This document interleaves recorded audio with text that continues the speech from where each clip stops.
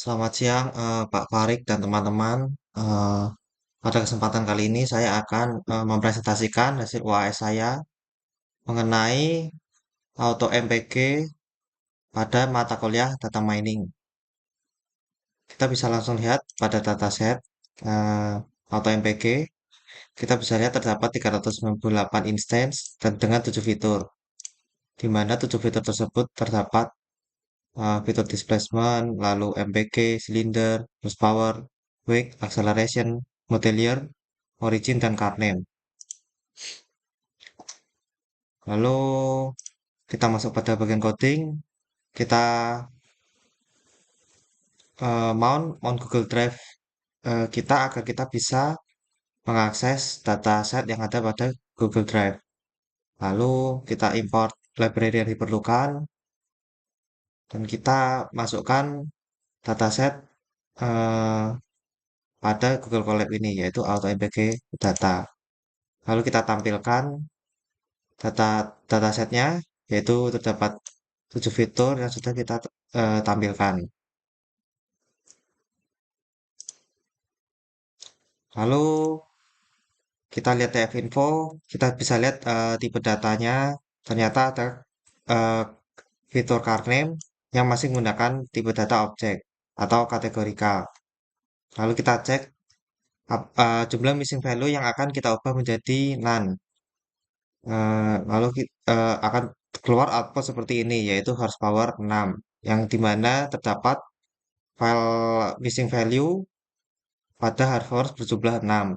Lalu kita ubah menjadi file none.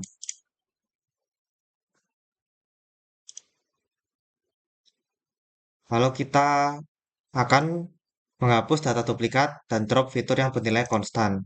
Dengan cara menggunakan coding seperti ini, kita bisa lihat ternyata tidak ada jumlah barisan duplikat, sehingga jumlah data masih menunjukkan angka 398.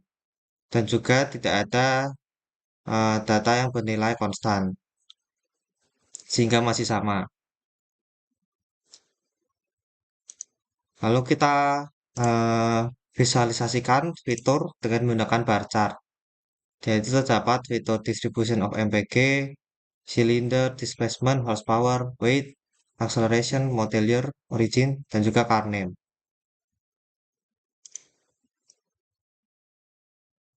Lalu kita akan mengubah nilai kategorikal menjadi ordinal dengan cara menggunakan coding ini. Kita bisa lihat terdapat output yang terbentuk seperti ini. Data frame setelah fitur kategorikal dikonversikan menjadi ordinal. Sehingga eh, car name yang tadinya berbentuk string menjadi angka seperti ini nih. Lalu kita cek korelasinya dan kita bisa lihat eh, dari korelasi ini terdapat 4 fitur yang memiliki korelasi yang cukup kuat atau terbilang sangat kuat, yaitu pada silinder, displacement, horsepower, dan weight. 4 fitur ini saling memiliki korelasi yang kuat dibandingkan dengan fitur lainnya.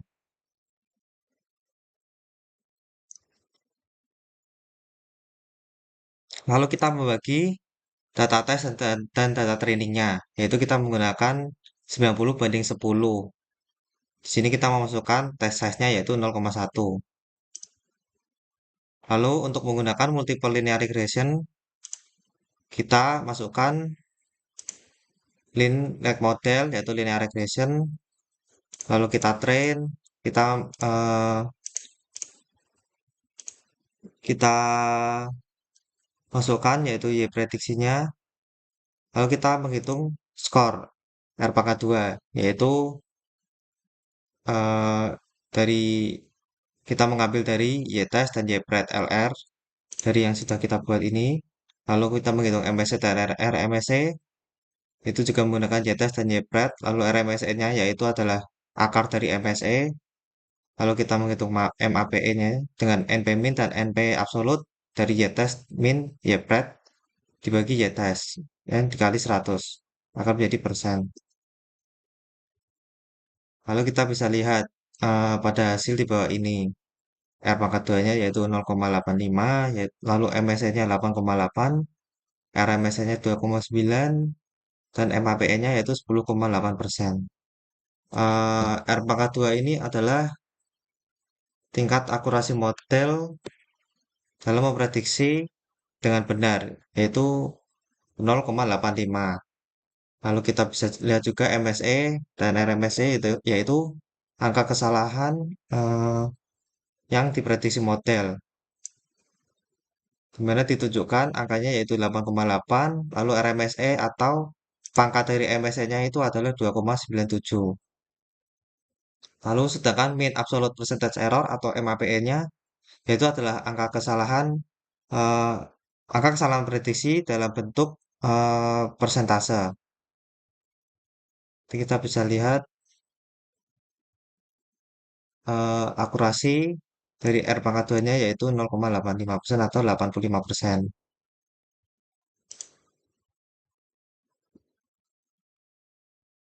Lalu kita akan menggunakan random forest regressor dengan number estimatornya 100.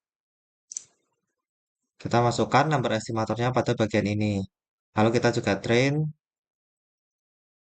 dan akan memunculkan hasil R pangkat 2 atau akurasinya yaitu 0,93, lalu MSE-nya yaitu 3,86, RMSE-nya 1,96, dan MAPE-nya yaitu 6,6%.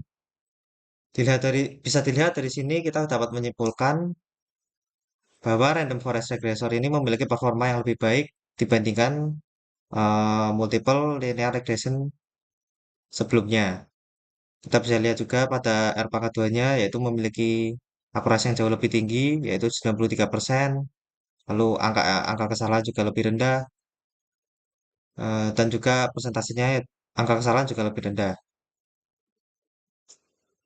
Kita bisa cek juga pada grafik grafik plot dari dataset ini kita bisa lihat bahwa bentuk dari dataset ini tidak berupa linear atau garis. Jadi sedikit agak lebih melengkung dan eh, banyak yang menyebar-nyebar. Jadi eh,